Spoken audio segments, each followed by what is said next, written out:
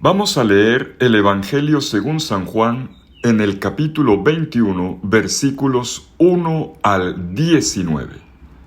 En esta ocasión no proclamaré el texto, invito a cada uno para que abra su Biblia, ubique el pasaje, Juan 21, 1 al 19, y me acompañe en las anotaciones que vamos a hacer. El versículo 1 de este capítulo 21 de Juan comienza con una anotación del narrador. Jesús se manifestó otra vez. Y esta anotación es importante. Los discípulos ya se habían encontrado con el Señor resucitado 2 veces en la ciudad de Jerusalén, coincidencialmente siempre en el primer día de la semana. Pero como podemos notar ahora, con todo y esto, los discípulos todavía parecen necesitados de encontrarlo. Podríamos decir que la fe nunca es algo que se adquiere de una vez para siempre, que es un acontecimiento que requiere ser renovado, que pide crecimiento, incluso en medio de contradicciones y retrocesos que pueden hacer vanas las fuertes experiencias del Señor que hemos vivido anteriormente. Y lo subrayo, en los asuntos de Dios uno nunca está hecho de una vez para siempre. Estamos siempre en camino de discipulado, de aprendizaje. Y esto es efectivamente lo que le ocurre a Pedro y a sus compañeros en este pasaje. Pero avancemos. A punto de embarcarse en el mar de Tiberíades, encontramos 5 personajes que son identificables en el Evangelio. En primer lugar, a Simón Pedro, quien creo que no requiere mucha presentación. Luego a Tomás, con el apodo que le pusieron sus amigos, el mellizo, el mismo apóstol que había dudado inicialmente, pero que finalmente había confesado a Jesús con un Señor mío y Dios mío. Recordemos el Evangelio de hace una semana. También estaba Natanael, del cual se recuerda su pueblo de origen, que es Caná de Galilea. El discípulo que el día de su llamada también había hecho la primera gran confesión de fe cuando le dijo a Jesús: Rabí, tú eres el Hijo de Dios, tú eres el Rey de Israel. Están los 2 hijos de Zebedeo, son todos personas con trayectoria. Y además de estos 5 tenemos a otros 2, nos darán 7 entonces, otros 2 discípulos sin identificar. Uno de ellos será el discípulo amado, quien entrará en acción dentro de poco. 7 discípulos, un número que no parece ser casual. Estamos ante una comunidad cuyo número narra la totalidad y la universalidad. Y entonces comienza la acción. La iniciativa parte de Simón Pedro. Él decide ir a pescar.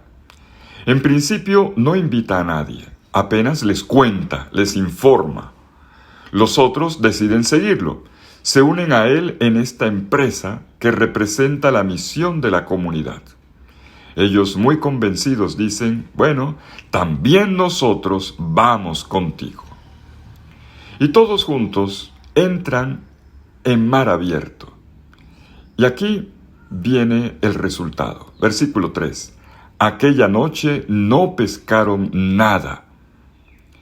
Y después de esta empresa fracasada, los discípulos se disponen a regresar a la playa justo, dice el versículo 4, justo cuando amaneció.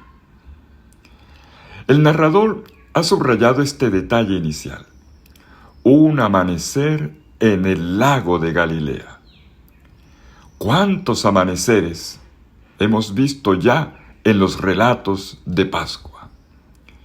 Pero toda nuestra vida, como dice el escritor español María Zambrano, toda nuestra vida es un continuo amanecer, un ascenso progresivo de la luz.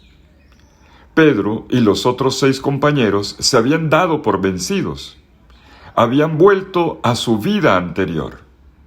Se cierra el paréntesis de aquellos 3 años de caminos, de vientos, de sol, de palabras como pan y luz, de libertad y de feliz itinerancia, pero terminados de una forma brutal, dramática.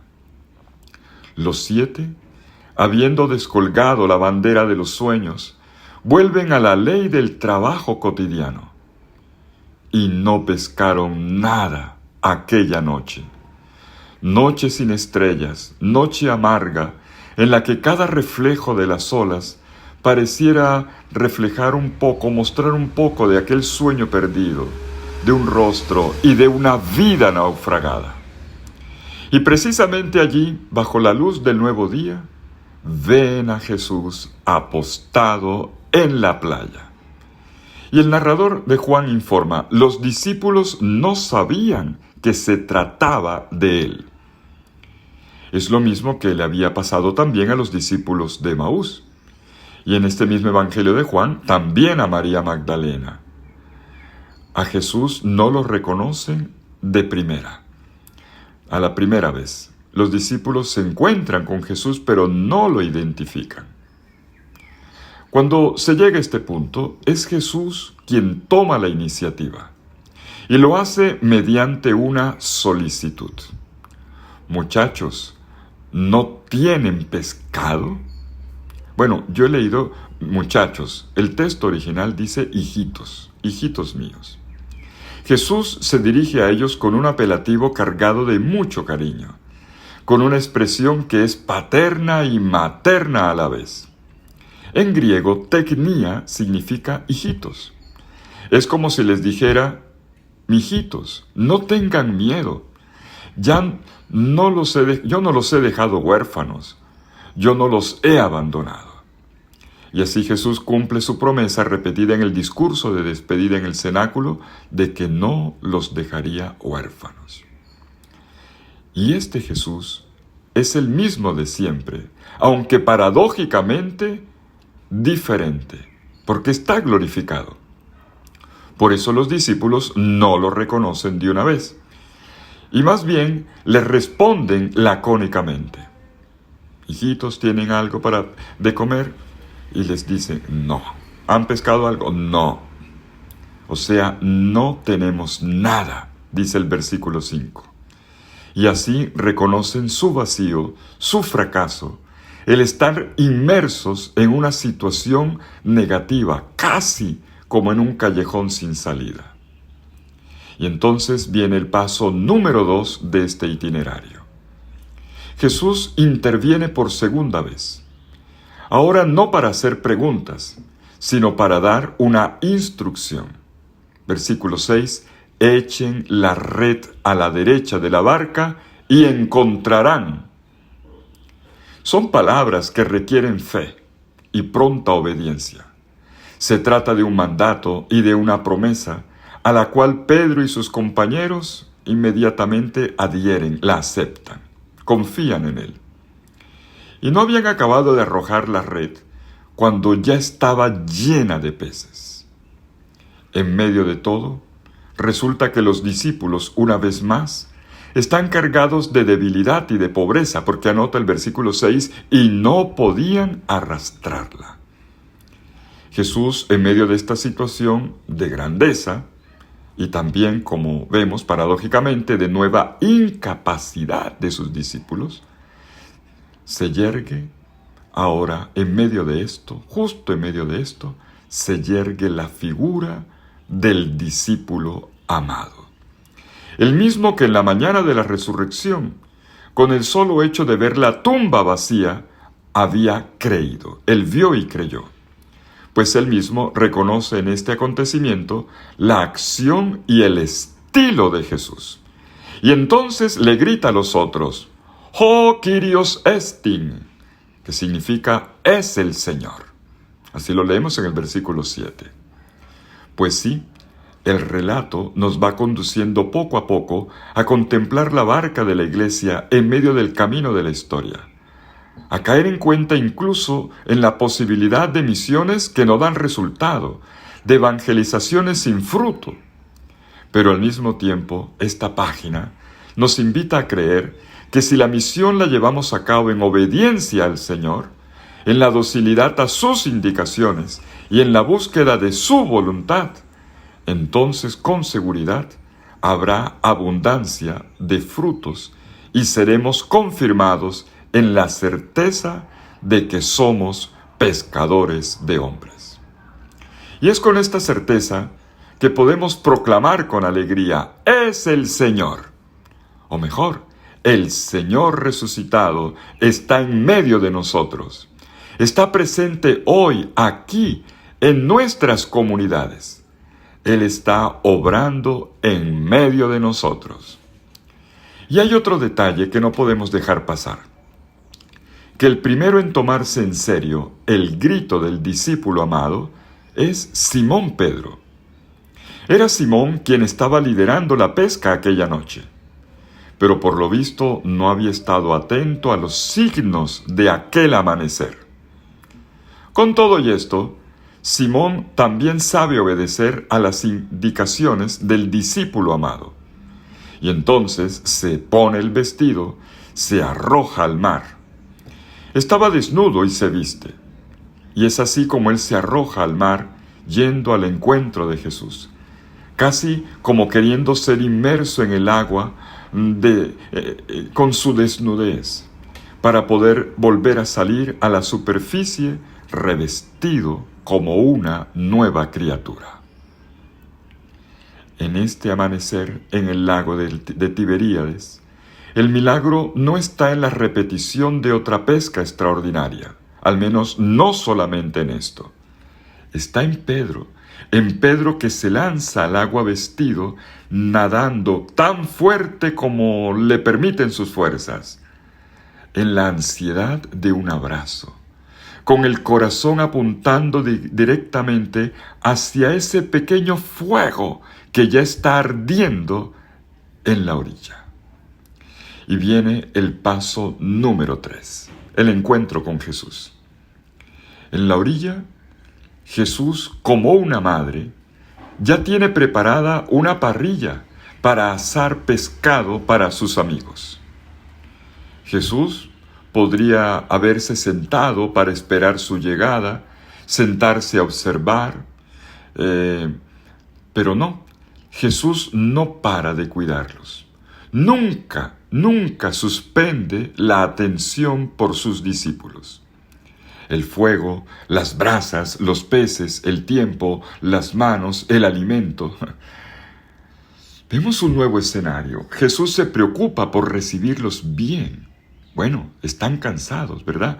Los recibe como están, pero con algo bueno, con algo restaurador.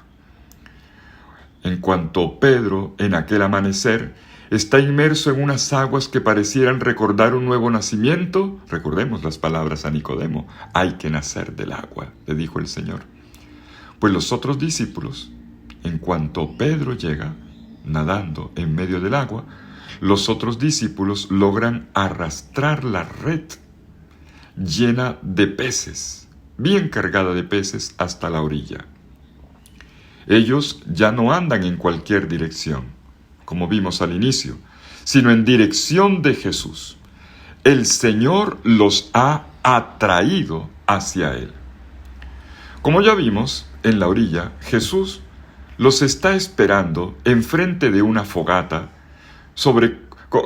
con brasas, con carbón, sobre la cual reposan ya peces y panes.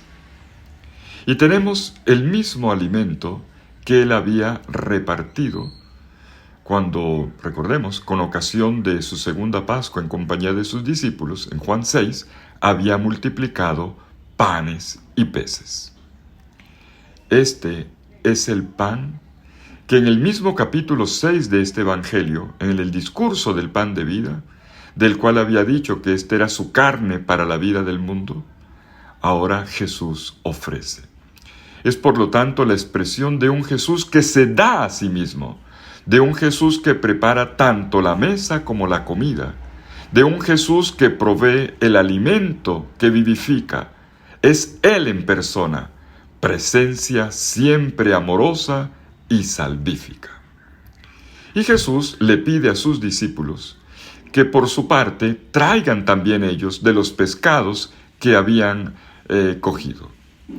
Y quien ejecuta la orden es Simón Pedro, quien acaba de salir del agua y trae la red llena de 153 peces bien grandes. Así dice el versículo 11. ¿Qué quiere decir esto? Lo voy a explicar.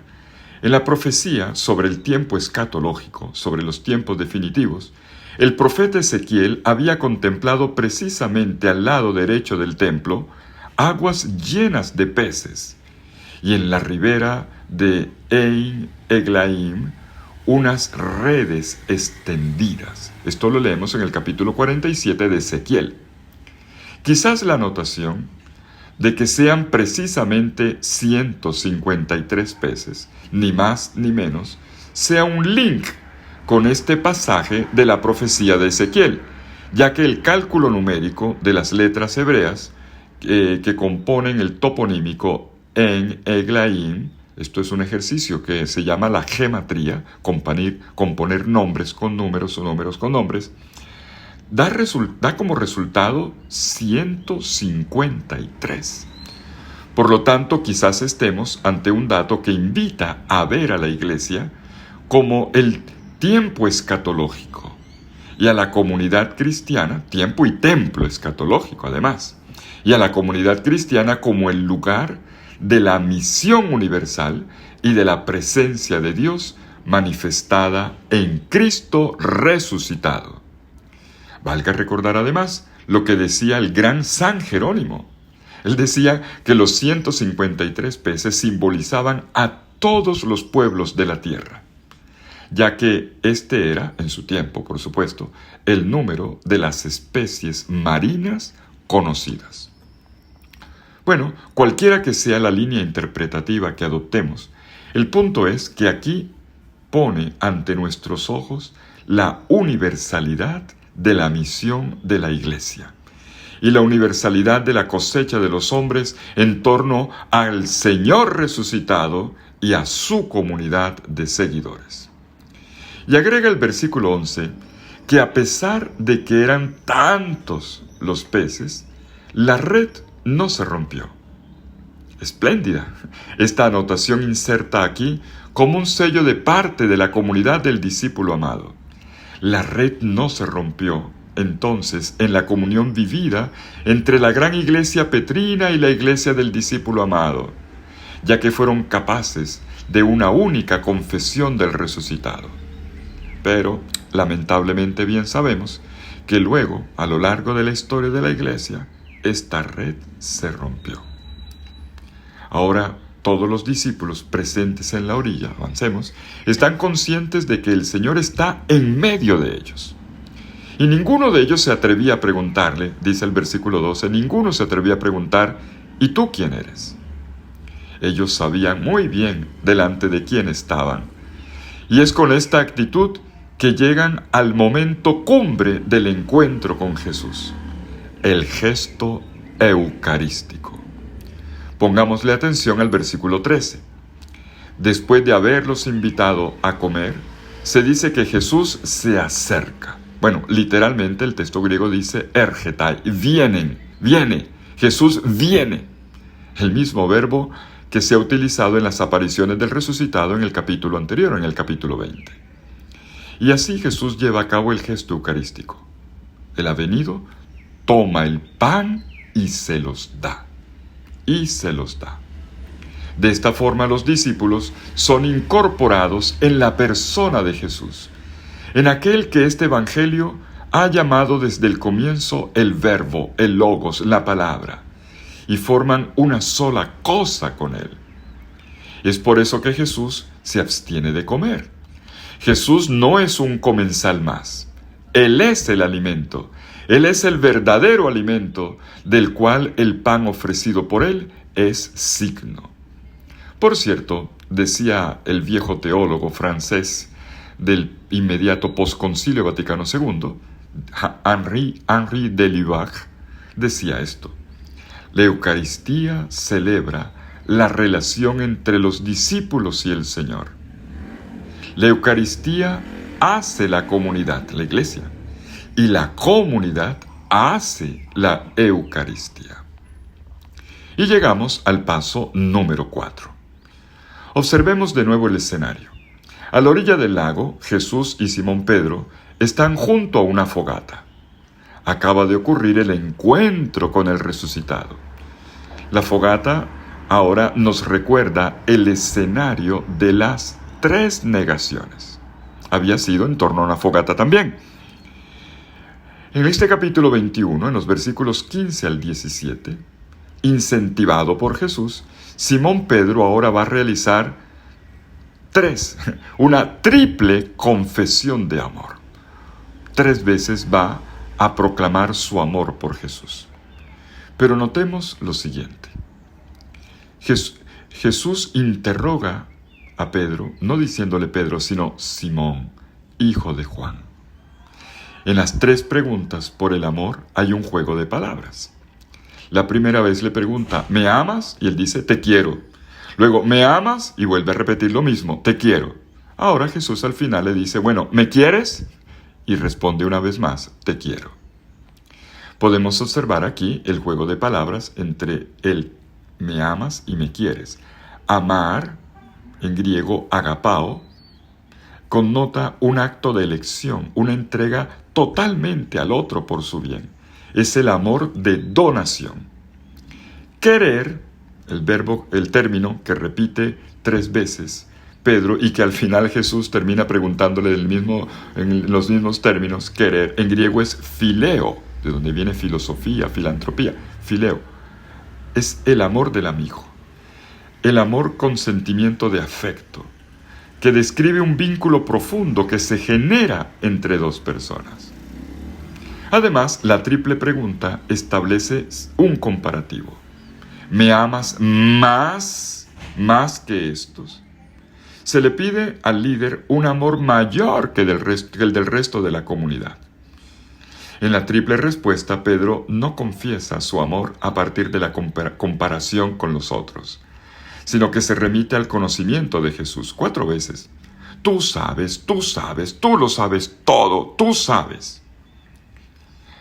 Jesús no necesitaba que le informaran nada sobre la gente, dice Juan 2:25, porque él conocía bien lo que hay en el interior de las personas. Y por eso Pedro dice, bueno, tú lo sabes. Además, en el encargo que Jesús le hace ahora, el encargo pastoral, Jesús se remite a la imagen del buen pastor. En el Getsemaní, Pedro había demostrado su amor por Jesús, tomando la iniciativa, sacando la espada del odio contra los enemigos. Y en esa ocasión Jesús le demostró su amor salvándole la vida a los discípulos, como leemos en Juan 18, 8 al 9. Así se cumplió lo que él mismo había dicho, no he perdido a ninguno de los que me diste. Jesús ha vivido la pasión como un buen pastor. El pastor que da la vida por sus amigos. Por eso ha dicho, déjenlos ir. Y Jesús da la vida por ellos. Pues en el triple encargo, bajo esta luz, hay otro juego de palabras. Apacienta mis corderos, cuida de mis ovejas, apacienta mis ovejas. Se cambia el verbo. Apacienta en griego es bosco. Cuidar es poimaino. Tenemos entonces aquí contornos semánticos interesantes. El término bosco, que traducimos como apacentar, se refiere más a la relación que el pastor, más a lo que el pastor le ofrece a su rebaño. Y lo que le ofrece ante todo es el alimento. En Juan, este alimento es la palabra que es Jesús. Pero también está el otro verbo, cuidar, pastorear. Poimaino en griego, que indica una responsabilidad de dirección, directiva. En ella se orienta, se vigila, se defiende preventivamente al rebaño frente a los peligros que vienen. Ambas acciones, alimentar y dirigir, apuntan al hacer crecer a la comunidad, congregándola en la unidad en torno a Cristo el Señor resucitado. Pero retomemos aquí el conjunto de esta cuarta parte. Los encuentros pascuales son reales, porque es verdaderamente Jesús quien está allí, porque lo que hace Él son gestos de un amigo. En la playa, alrededor del pan asado y del pescado, Él se lleva a cabo el diálogo más hermoso del mundo.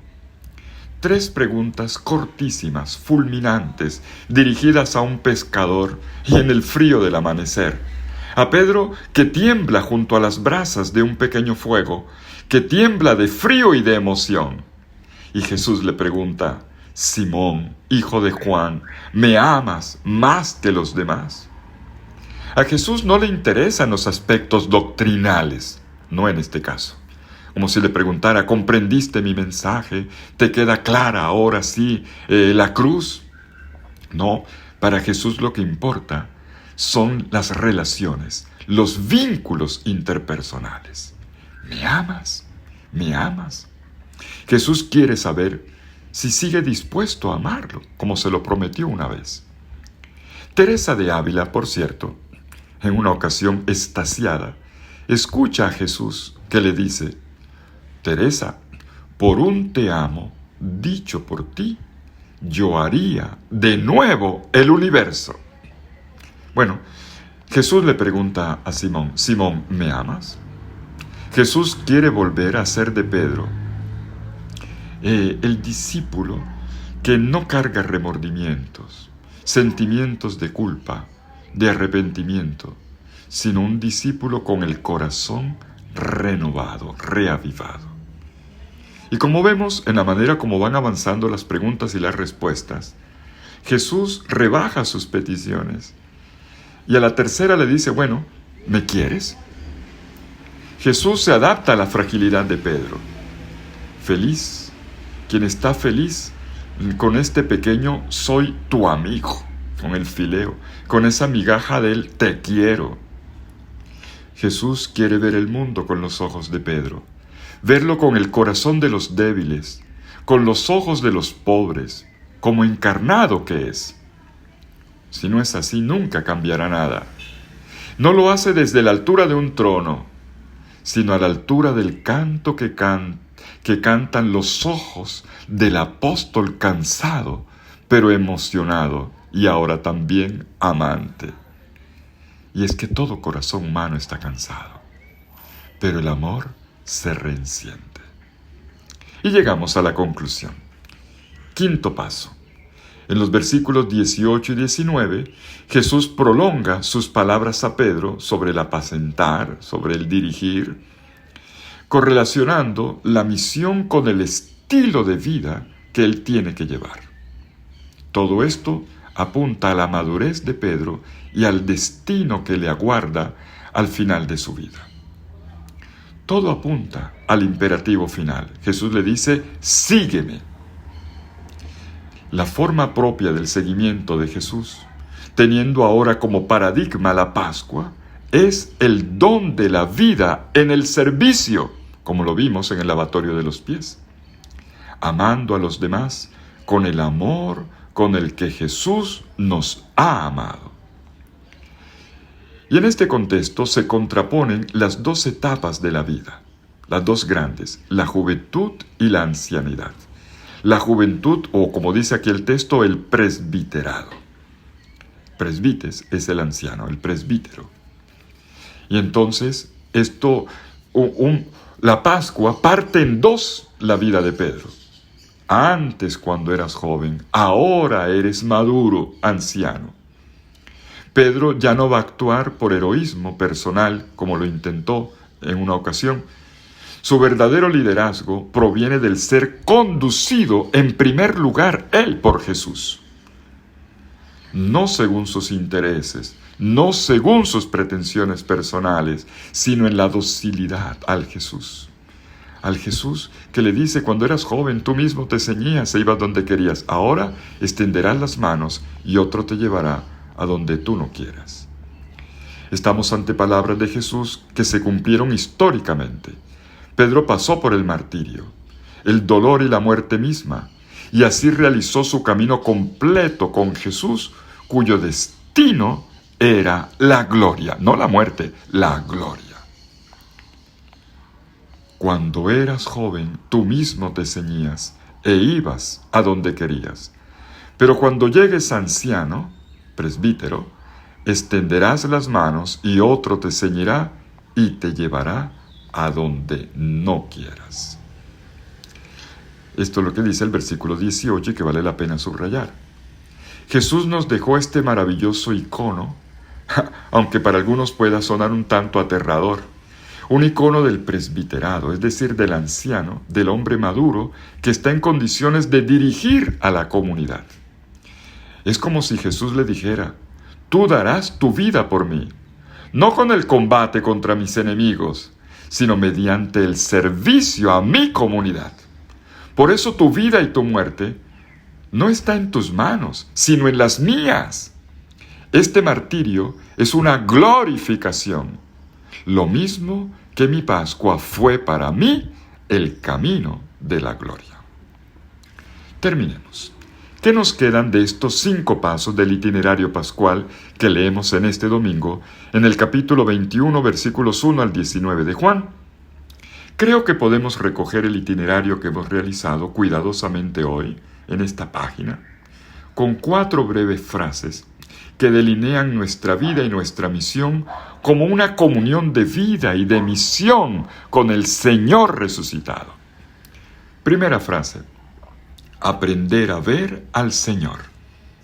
Claro, porque esto es lo que nos hace testigos y no funcionarios. 2. Confesar nuestro amor al Señor. Solo una pasión por Él puede sostenernos hasta el final. Si no, tiraremos la toalla. 3. Desempeñar las tareas propias de un pastor. Ya las vimos: alimentar y dirigir. Y 4. Ir detrás del Señor, claro, hasta la gloria del amor crucificado, dándole plenitud a nuestra vida. Y todo esto siempre arrojados en las manos del Señor, quien guía nuestra vida para que podamos dirigirla de los demás. Este encuentro narrado en el capítulo 21 de Juan nos muestra que nuestra vida de discípulos misioneros es tal cuando todas las dimensiones de nuestra existencia arrojada en las manos del Señor, todas ellas apuntan en la misma dirección, hacia la unificación con Él, en su vida y en su amor, para continuar su misión. Y esto porque único es el Señor, porque única es la fe, porque único es el conocimiento del Señor muerto y resucitado. ¡Feliz domingo!